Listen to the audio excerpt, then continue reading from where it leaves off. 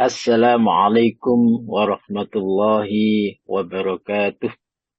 Waalaikumsalam. Waalaikumsalam warahmatullahi wabarakatuh. Alhamdulillahi rabbil alamin. Alladhi khalaqal insana fi ahsani taqwim. Thumma radadnahu asfala safilin. Illa alladhina amanu wa aminus salihat. Wa falahum ajrun ghairu mamnun. Asyhadu an la ilaha illallah wa asyhadu anna Muhammadan abduhu wa rasuluh. Allahumma salli wa sallim wa barik ala sayyidina Muhammadin wa ala alihi wa ashabihi ajma'in amma ba'd. Yang saya hormati Ustadz Haji Soekardi sebagai pembina kita. Mudah-mudahan Allah Subhanahu wa Ta'ala selalu memberikan kesehatan kepada beliaunya sehingga kita setiap pagi bisa mendapatkan pencerahan darinya. Yang saya hormati pula para pengurus kajian Asyifa. Mudah-mudahan Allah Subhanahu wa Ta'ala melapangkan rezekinya dan melapangkan tenaganya. Kesehatannya juga mudah-mudahan Allah menjaganya. Sehingga kita setiap pagi bisa menyaksikan, bisa mendengarkan apa yang kita dengarkan kebiasaan kita, yaitu kajian online Asyifa. Dan para bapak, para ibu rahimakumullah, mudah-mudahan kita semuanya diberikan oleh Allah kemudahan atas segala urusan kita, diberikan kelapangan rezeki atas setiap kebutuhan kita, diberikan ampunan atas setiap dosa kita, dan pada akhirnya diberikan surga saat kita pulang nanti. Amin ya rabbal alamin. Bapak Ibu rahimakumullah, pada pagi hari ini kita melanjutkan kitab Riyadhus Shalihin, dan pada pagi hari ini insya Allah sudah pada bab ke-57 tentang qanaah dan menjaga kebersihan diri. Baik, dalam kitab Riyadhus Shalihin itu yang pertama pembukaannya di surat Hud ayat yang ke-6. Wa ma min dabbatin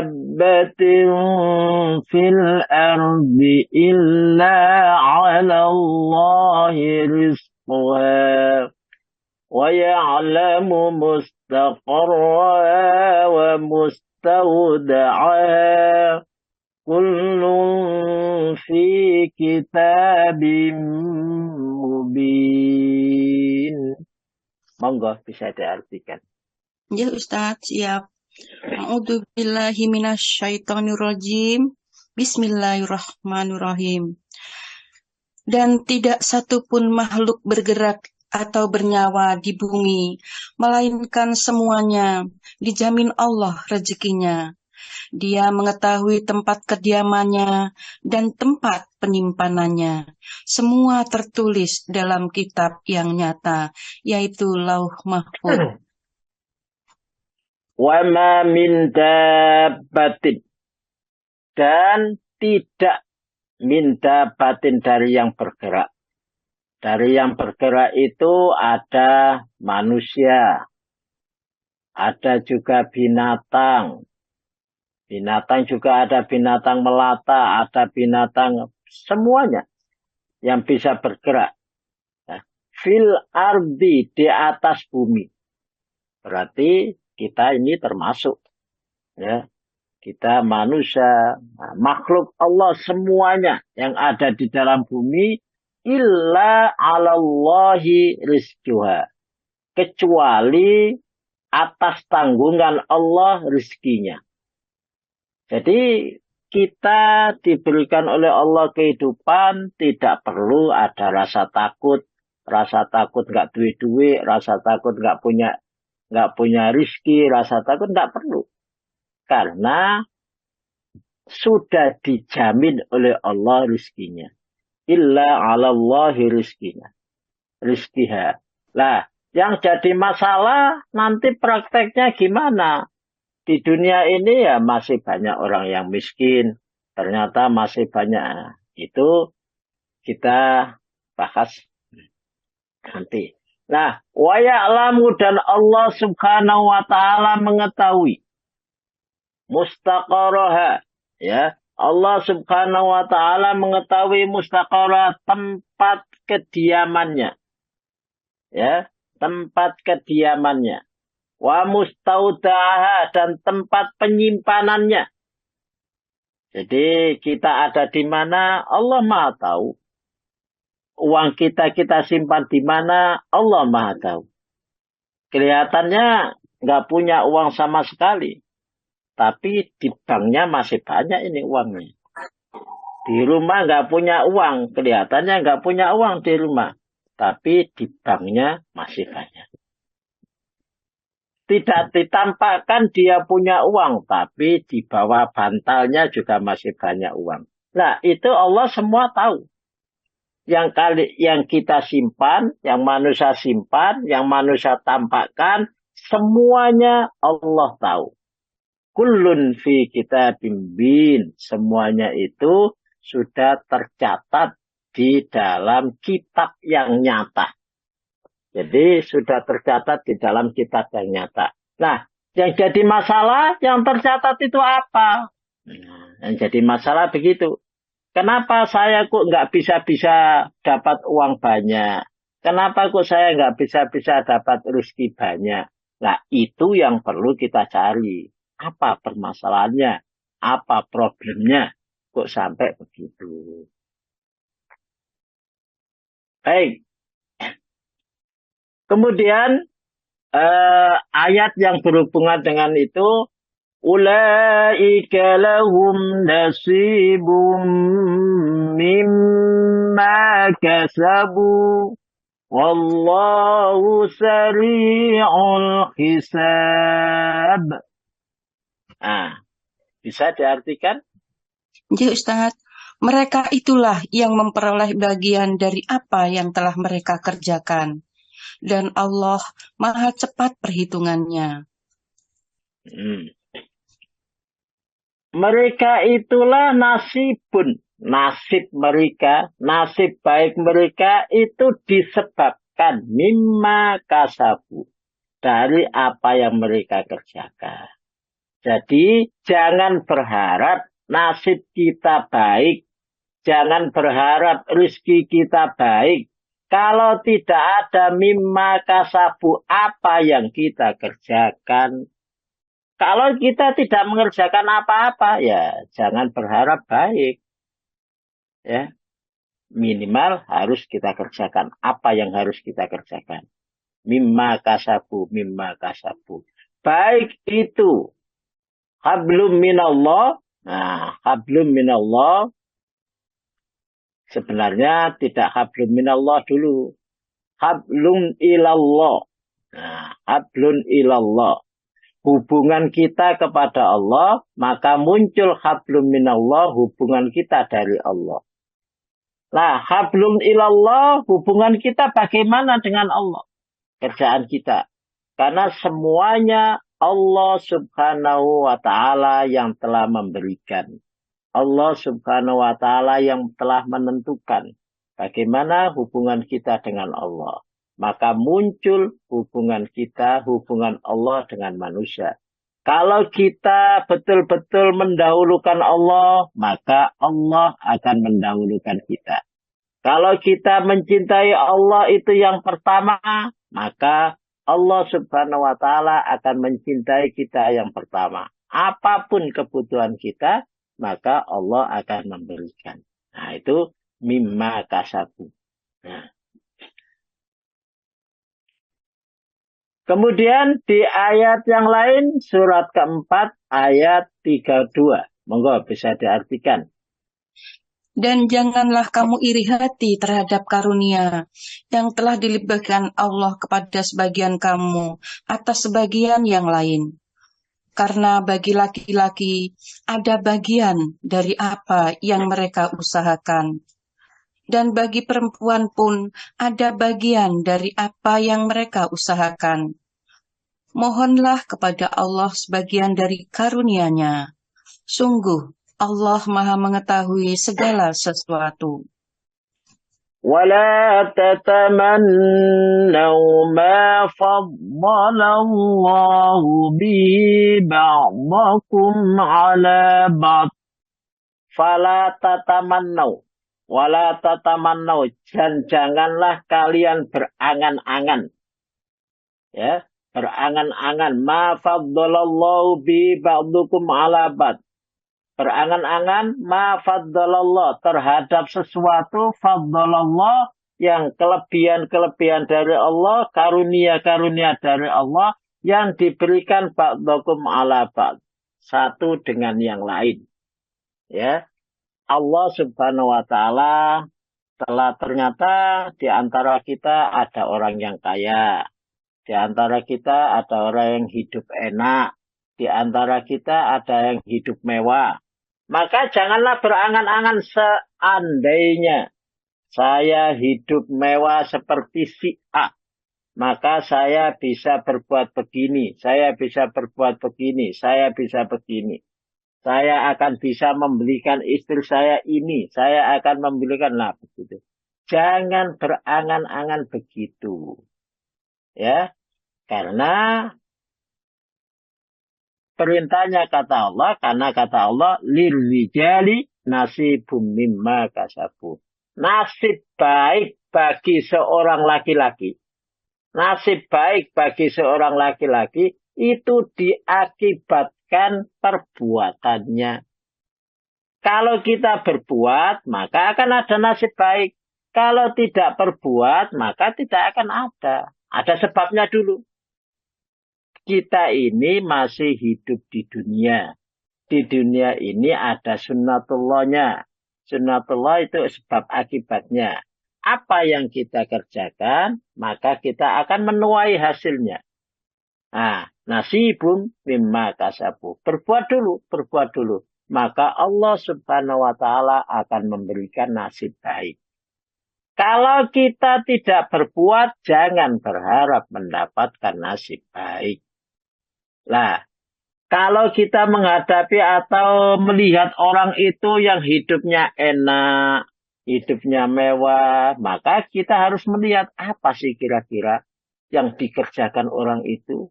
Kok orang itu bisa begitu baiknya.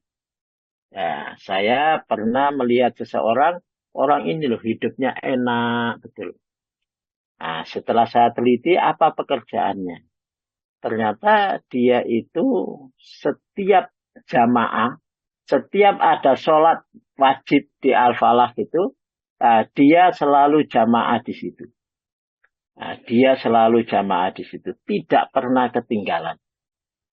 Istrinya, yang saya lihat setiap subuh sampai waktu syuruk, baru waktu syuruk dia keluar. Nah, itu luar biasa. Maka pantas kalau Allah Subhanahu wa taala memberikan kelebihan nasibum mimma kasabu. Kita tidak mampu begitu, ya jangan berangan-angan dapat seperti yang mereka dapatkan. Walin nisa'i dan bagi wanita, nasibum mimma kasabu. Nasib baiknya ya juga sama dari apa yang mereka kerjakan. Sehingga apa yang kita kerjakan, akibatnya akan mendapatkan yang hasil daripada yang kita kerjakan. Dan Allah tidak pernah ingkar akan janjinya. Kalau kita berbuat, maka pasti akan mendapatkan hasilnya. Tapi berbuat itu pasti ada yang ujian, ada yang ya kalau kita mau naik pangkat pasti diuji dulu.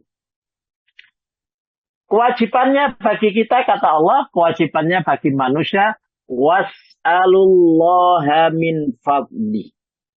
Was'alullaha, mintalah kalian semua kepada Allah. Berdoalah kalian semua kepada Allah. Min fadlihi, dari karunia-Nya. Jadi Kita bisa boleh minta, ya Allah berikan saya kaya. Ya Allah berikan saya bisa menyekolahkan anak saya. Ya Allah berikan saya bisa mendapatkan ini. Boleh, karena itu perintah Allah. Was'alullaha min fadli. Mintalah kepada Allah karunia-karunianya. Nah, jadi jangan berangan-angan orang ini saya bisa kaya seperti A, saya bisa enak seperti B. Jangan berangan-angan begitu. Tapi mintalah kepada Allah. Ya, mintalah kepada Allah tentang karunia-karunianya. Innallaha kana bikulli syai'in alima. Sesungguhnya Allah Subhanahu wa taala betul-betul mengetahui, ya, betul-betul mengetahui bisyai'in terhadap sesuatu, alimah, maha tahu. Nah, itu yang harus kita yakini, bahwa nasib baik itu tidak akan terjadi bila kita tidak berbuat. Saya ulangi, nasib baik itu tidak akan terjadi bila kita tidak berbuat. Maka berbuatlah sesuatu, insya Allah nasib baik akan menimpa atau akan mendapati kita. Kemudian Allah juga berfirman, lahu mu'aqibatum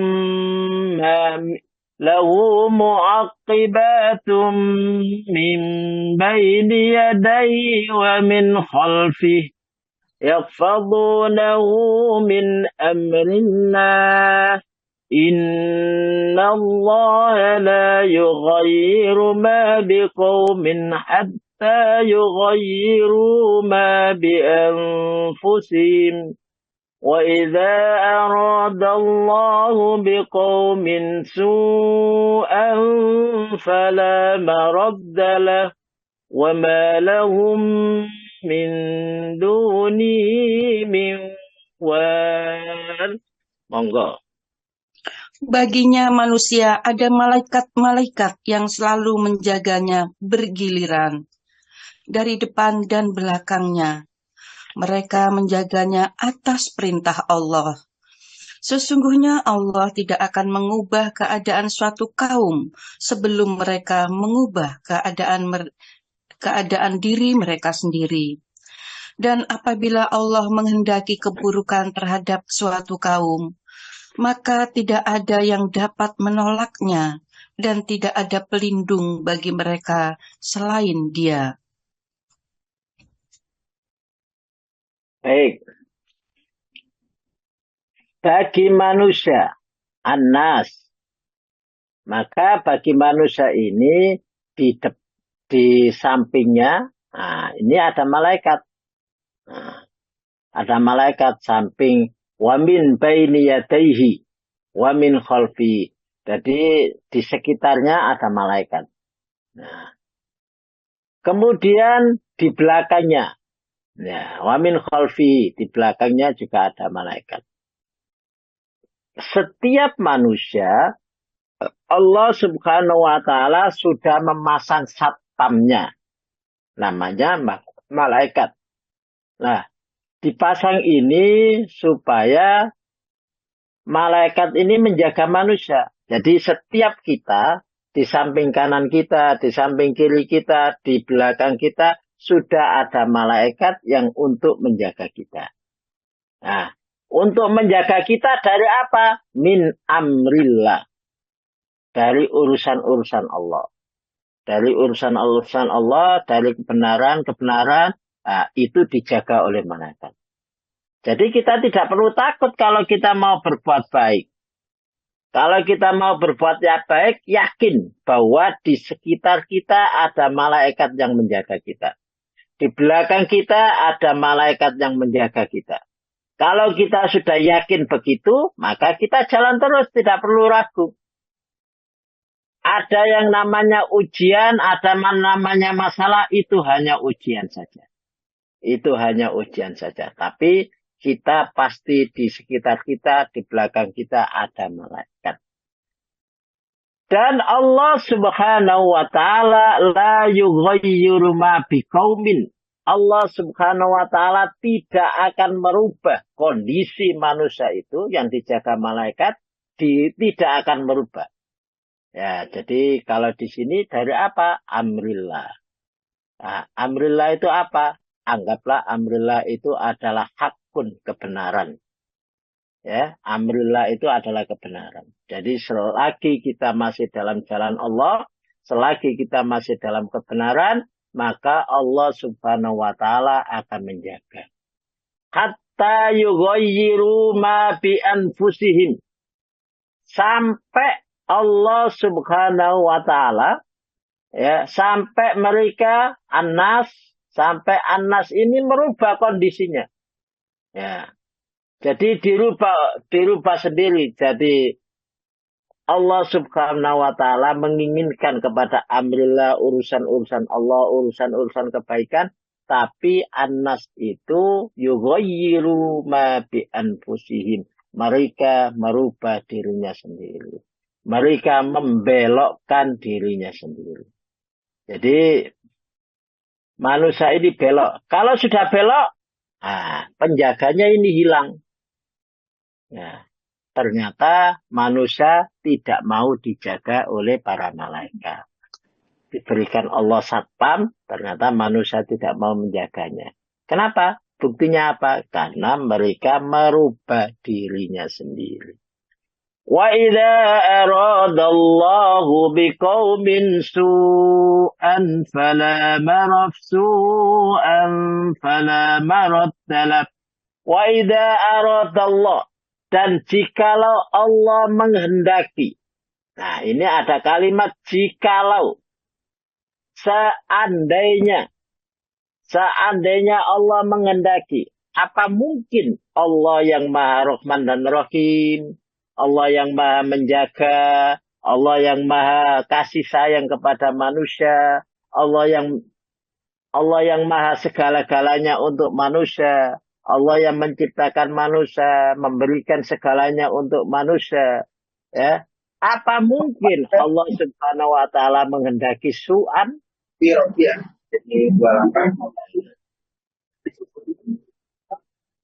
Jadi tidak mungkin Allah menghendaki kepada manusia itu su'an, kejelekan.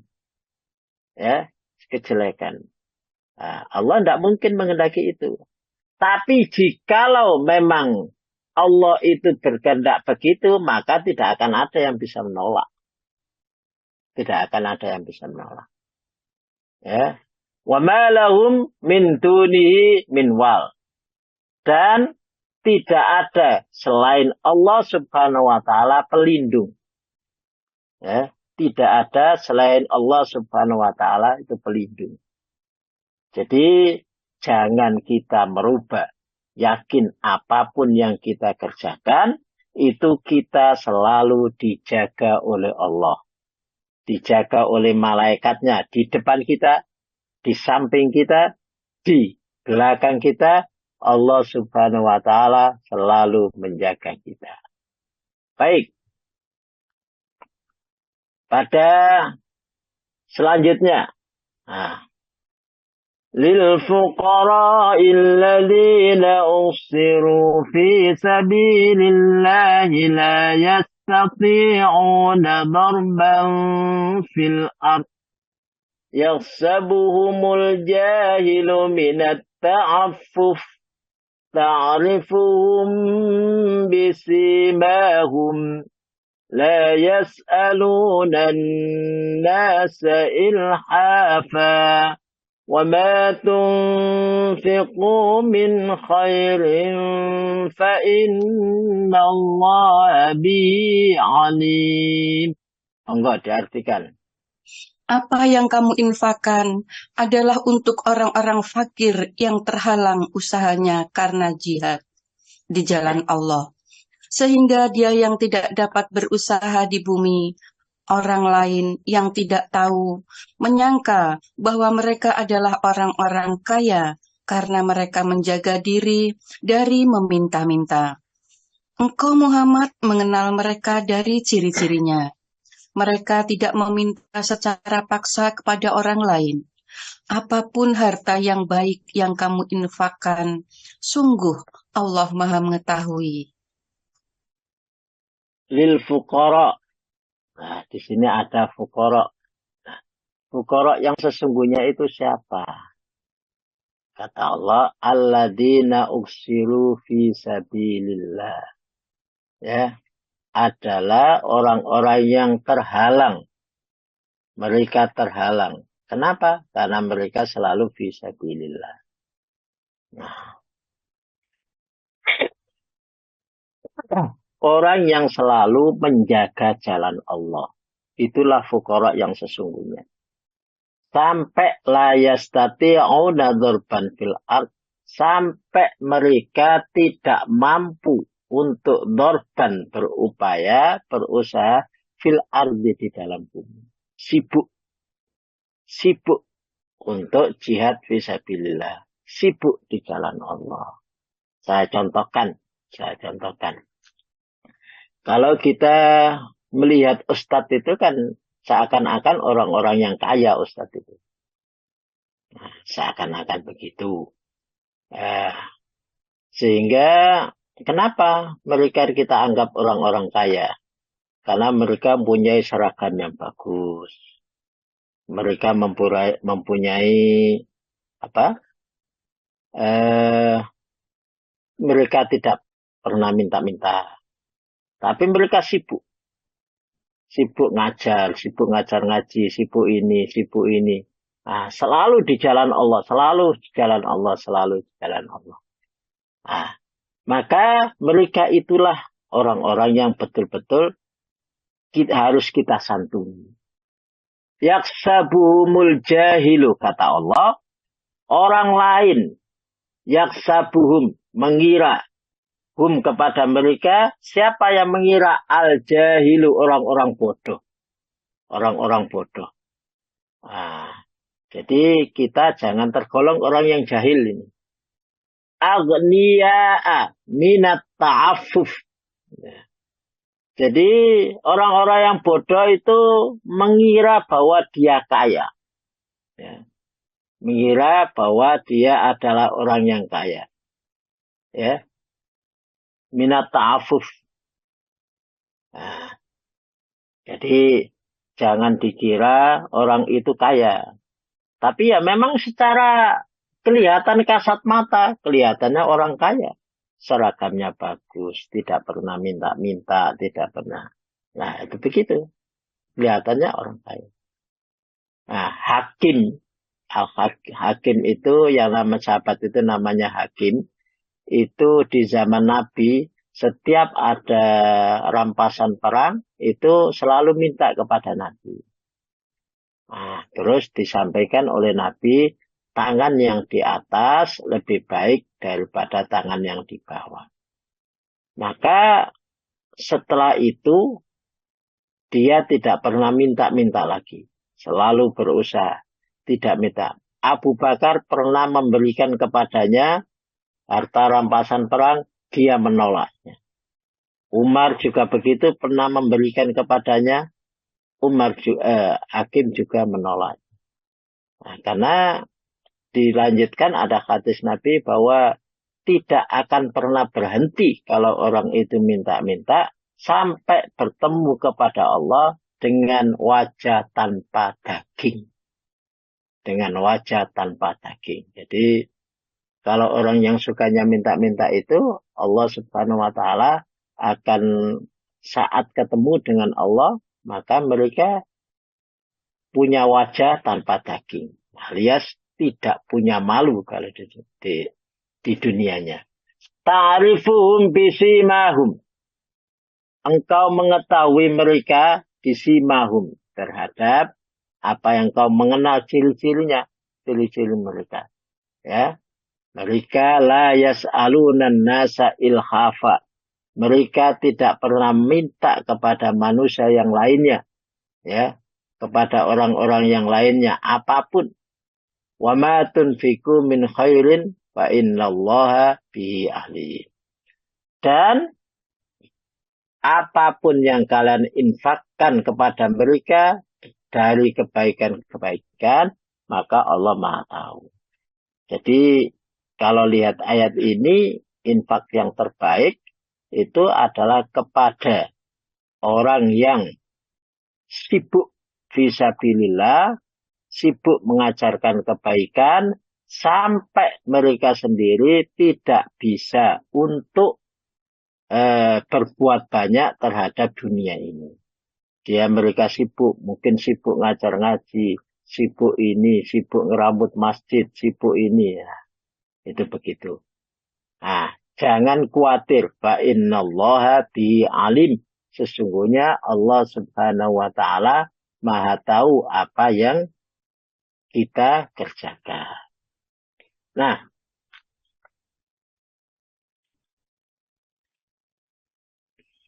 selanjutnya, nah, yang kita infakkan itu yang diminta oleh Allah apakah banyak atau tidak? Nah, boleh dibaca artinya dulu. Ya, Ustaz. Dan termasuk hamba-hamba Tuhan yang Maha Pengasih, orang-orang yang apabila menginfakkan harta, mereka tidak berlebihan dan tidak pula kikir di antara keduanya secara wajar. Walladzina idza anfaqu, dan orang-orang yang tatkala mereka meninfakkan, lam yusrifu, tidak berlebih-lebihan. Ya. Oh, dia diinfaki banyak sekali sampai indah. Allah tidak minta kita infak terhadap harta kita secara berlebihan, tidak. Ya. Walam yafiru, ya. Dan Allah juga tidak minta kita terlalu sedikit, tidak. Ya. Jadi sekarang titik aja. Wong kok jaga notok aja lah begitu, enggak. Tidak berlebihan dan juga tidak terlalu kecil. Wa kana baina dzalika qawama. Nah, antara keduanya itu yang diminta oleh Allah, ya infaklah antara keduanya. Ya gak berlebihan, ya gak terlalu gigil. Biasa-biasa saja. Biasa-biasa saja. Apalagi kalau kita mengetahui bahwa infak, kalau kita ingin permasalahan kita diselesaikan oleh Allah, maka kata Rasulullah, Allah Subhanahu wa taala meletakkan pertolongannya kepada kepedulian orang terhadap orang lain. Jadi Allah akan menolong kita, itu diletakkan pada kepedulian kita terhadap orang lain. Kalau kita peduli terhadap orang lain, maka Allah akan peduli terhadap kita. Kalau kita tidak peduli terhadap orang lain, maka Allah pun juga tidak akan peduli terhadap kita. Tuh. Baik, diartikan dulu, Bu. Ya, Ustaz, siap. Dia mengetahui bahwa akan ada di antara kamu orang-orang yang sakit, dan yang lain berjalan di bumi mencari sebagian karunia Allah, dan yang lain berperang di jalan Allah. Ada manusia itu dibagi tiga. Manusia dibagi tiga. Yang pertama, ada orang yang sakit. Yang sakit ini tidak bisa kerja. Entah sakit fisiknya, entah sakit moralnya, entah sakit, sehingga dia tidak bisa kerja.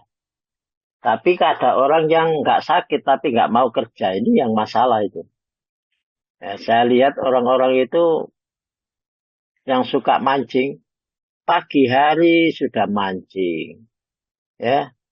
Kemudian siang masih mancing, itu tiap hari itu ada. Kalau kita lihat, kalau saya lewatan di depan di Rungkut itu ada yang namanya kolam itu, pagi hari siang hari sampai ada mancing. Itu berarti orang sakit betul itu. Tidak hanya sakitnya tapi sakit fisiknya, tidak hanya sakit fisiknya tapi sakit moralnya. Nah, itu yang pertama, ada orang yang sakit sehingga dia tidak bisa bekerja. Yang kedua, ada orang yang yadribuna fil ard yabdaghuna min fadlillah. Orang yang semangat untuk berbuat, bekerja, mencari rizki Allah. Nah, bekerja, mencari rizki Allah. Orang sekarang menyebutnya dengan pengusaha. Nah, pengusaha. Nah, ini hasilnya ya luar biasa karena dia pengusaha. Ya, nah, orang ini tajir. Yang ketiga adalah yuqatiluna fi sabilillah. Ada orang yang berjuang di jalan Allah. Nah, berjuang di jalan Allah ini sibuknya ya pada berjuang di jalan Allah. Nah, jadi ada orang yang sibuk bekerja, ada orang yang sibuk berjuang, dan ada orang yang tidak sakit. Ada orang yang betul-betul miskin, tapi karena malasnya itu. Karena tidak berusaha. Nah, siapa yang disebut dengan orang-orang yang betul-betul fuqara? Ya, orang-orang yang betul fuqara ya di sini ini. Ya, yuqatiluna fi sabilillah. Mereka berjuang di jalan Allah, tidak sampai tidak bisa bekerja, dan mereka tidak minta-minta. Nah, itulah orang-orang yang betul-betul layak kita infaki. Mereka tidak akan pernah minta kepada kita. Ya. Baik, kita lanjutkan. Nah, diartikan dulu, Bu. Ya Ustaz, aku tidak menciptakan jin dan manusia, melainkan agar mereka beribadah kepadaku. Aku tidak menghendaki rezeki sedikit pun dari mereka, dan aku tidak menghendaki agar mereka memberi makan kepadaku. Nah, وَمَا خَلَقْتُ الْجِنَّ وَالْإِنسَ إِلَّا لِيَعْبُدُونَ. Kita semua manusia harus paham tujuan Allah menciptakan kita. Tujuan Allah menciptakan kita. Ini harus kita pahami.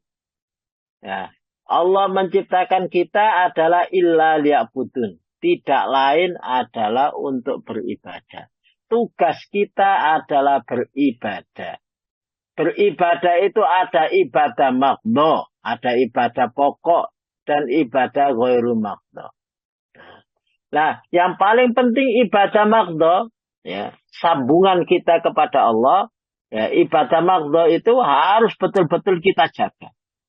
Karena manusia itu minimalnya begitu. Minimal nyambung kepada Allah, ya hablun ilallah, nyambung kepada Allah, ya ibadah maqdhahnya. Kalau sudah nyambung kepada Allah, ibadah maqdhahnya itu betul-betul dijaga, maka hablum minallah. Allah akan turun kepada kita. Nah, yang paling pokok adalah kalau di ayat yang lain nanti, yang paling pokok satu. Fasayaqra'una ma tayassara minal Qur'an. Ya, bacalah apa yang mudah dari Al-Qur'an. Ini kelihatannya modal awal ini bagi kita. Seumpama kita tidak punya pekerjaan, seumpama tidak punya uang, maka modal awal kepada Allah itu adalah baca Al-Quran yang paling mudah. Itu perintah Allah. Baca Al-Quran yang paling mudah. Baru kemudian disuruh sholat, kemudian disuruh zakat. Sehingga baca Al-Quran itu modal utama, dan itu tidak bisa tidak. Kalau kita ingin menjadi orang baik, kalau kita ingin mendapatkan karunia dari Allah, karunia-karunia Allah, maka syarat utama adalah bisa baca Al-Quran. Itu. Ma uridu minhum min rizkin. Allah subhanahu wa ta'ala tidak menghendaki. Ya, Allah subhanahu wa ta'ala tidak menghendaki supaya dikasih makan. Tidak. Malah Allah yang memberikan makan. Allah yang ngasih kita rezeki. Ya. Allah tidak menghendaki rezeki dari kita. Tapi kita yang menghendaki rezeki dari Allah. Maka tadi saya katakan ada hablun ilallah. Ada hablun minallah. ilallah ini dari hamba. Dari hamba kepada Allah. Hablum minallah dari Allah kepada hamba. Nah, dari hamba kepada Allah ini apa yang kita kerjakan? Maka akan muncul dari Allah kepada hambanya. Nah, kalau kita ini tidak kita kerjakan, maka ini tidak mungkin ada. Ya, karena di dunia ini ada sebab akibat. Makanya lirijali nasibum mimma kasabu. Disebabkan perbuatan kita apa? Nah, kalau di sini tidak ada, maka di sini pasti nggak ada. Kalau di sini ada, insya Allah di sini akan muncul. Nah, itu. Jadi, karunia Allah itu diletakkan pada bagaimana kita. Nah, ayat ini mempunyai dalam hadis. Ya, makna ayat ini menciptakan hamba-hamba agar mereka menyembahnya semata-mata. Semata tiada sekutu baginya. Maka barang siapa yang mentaati perintah ini, dia akan membalasnya dengan balasan yang sempurna. Nah, jadi hablun ilallahnya itu kita betul-betul jaga, maka Allah Subhanahu wa taala hablum minallah, Allah akan menjaganya. Allah akan betul-betul memberikannya. Dan barang siapa yang durhaka kepada Allah, maka dia akan menyiksa dengan siksa yang keras. Sebaliknya, jika hablun ilallahnya tidak ada, malah bermaksiat kepada Allah, maka Allah Subhanahu wa taala akan memberikan adab yang sangat keras. Wala in syakartum la azidannakum wala in kafartum inna adzabi lasyadid. Sesungguhnya adab Allah sangat amat keras. Dan Allah memberitahukan kepada manusia bahwa dia tidak membutuhkan mereka. Ya, Allah memberikan kepada manusia di ayat 8 itu bahwa dia tidak membutuhkan manusia, tapi manusia yang membutuhkan dia. Ya, manusia yang membutuhkan dia. Nah, dalam hadis qudsi Allah menyampaikan, wahai anak Adam, tekunlah beribadah kepadaku, niscaya ku penuhi dadamu dengan kekayaan dan kututup kefakiranmu. Jadi dengan ibadah itu, sebab ibadah, maka Allah Subhanahu wa taala akan memenuhi kita dengan kekayaan dan akan menutup kita dari kefakiran-kefakiran. Dan jika kamu tidak melakukannya, maka aku akan memenuhi dadamu dengan kesibukan-kesibukan.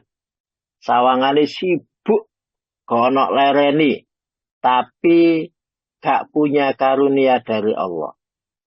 Ya, tapi gak punya karunia dari Allah. Tidak ada yang namanya barokah. Ya. Dan aku, kata Allah, tidak mau menutup kefakiranmu. Sawangane sibuk tapi tetap miskin aja. Sawangane sibuk tapi tetap miskin. Nah, itu ayat yang ada. Baik, hadis yang pertama. Kita masuk pada hadis yang pertama. Monggo diartikan. Ya Ustaz, dari Abu Sholih, dari Abu Hurairah, dari Nabi Shallallahu Alaihi Wasallam, beliau bersabda, bukanlah kekayaan itu karena banyaknya harta, akan tetapi kekayaan itu adalah kaya hati. Ya, kaya hati berawal sampai situ saja. An Abi Hurairah radhiyallahu an, dari Abu Hurairah radhiyallahu an, anin Nabi sallallahu alaihi wasallam qala, laisal ghina, tidak dinamakan kaya, an kasratil arad, dari banyaknya bondo, dari banyaknya harta benda. Orang yang dinamakan kaya menurut Rasulullah bukan orang yang kaya harta bendanya, bukan. Orang yang punya mobil 10, bukan. Orang yang punya, bukan. Walakinnal ghina ghinan nafs. Tetapi yang namanya kaya itu adalah kaya hati. Kaya hati. Sehingga dalam hati itu muncul, ya, berawal dari muncul, akan muncul kesabaran, ya. Akan muncul kesabaran karena dia sadar betul bahwa hidup itu ada ujian. Dia hidup ada ujian. Dengan ujian itu maka akan ada yang namanya derajat. Kalau derajatnya semakin tinggi, maka ujiannya semakin berat, semakin berat. Semakin banyak ujian, semakin cepat derajatnya akan didapatkan. Nah, itulah. Maka dia akan sabar menghadapi berbagai macam ujian. Maka juga akan muncul rasa syukur kepada Allah. Apapun pemberian Allah yang ada di padanya, dia bersyukur, dia dinikmati. Karena dengan rasa syukur itu, maka Allah akan menambahkan kenikmatan-kenikmatan yang lainnya. La in syakartum la'azidannakum. Akan ditambah kenikmatan-kenikmatan yang lainnya. Kemudian ikhlas. Nah, maka muncul rasa ikhlas pada diri manusia yang berawal ada hatinya akan menjadi ikhlas. Ikhlas itu berarti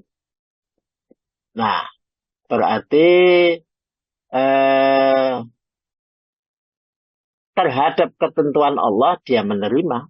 Ikhlas itu memang ketentuan Allah. Ketentuan Allah dia menerima betul. Nah, dan yang paling penting ya di antaranya ya rasa syukur itu menyadari betul. Jadi kalau saya singkat SSI. Ada sabar, ada syukur, dan ada ikhlas. Kalau ini sudah ada di dalam hati kita, ada di dalam ini kita, maka kita akan menjadi orang yang kaya hati, luar biasa. Ada ujian apapun dari Allah, oh ini adalah pertanda bahwa Allah akan mengangkat derajat saya. Ada ujian ini, bertanda bahwa Allah akan mengangkat derajat saya. Saya akan diletakkan di mana lagi yang lebih tinggi. Nah, itu. Sabar. Kita akan mendapatkan derajat yang lebih tinggi. Kemudian disyukuri saja. Yakin bahwa kita akan dapat. Syukur. Karena apapun pemberian Allah, maka Allah subhanahu wa ta'ala akan la in syakartum la'azidannakum. Pasti Allah akan menambahkan kepada kita apa yang kita terima. Dan ikhlas. Apapun pemberian Allah, kita syukuri. SSI. Sabar, syukur, dan ikhlas. Baik. Hadis yang kedua. Monggo, diartikan dulu. Iya Ustaz.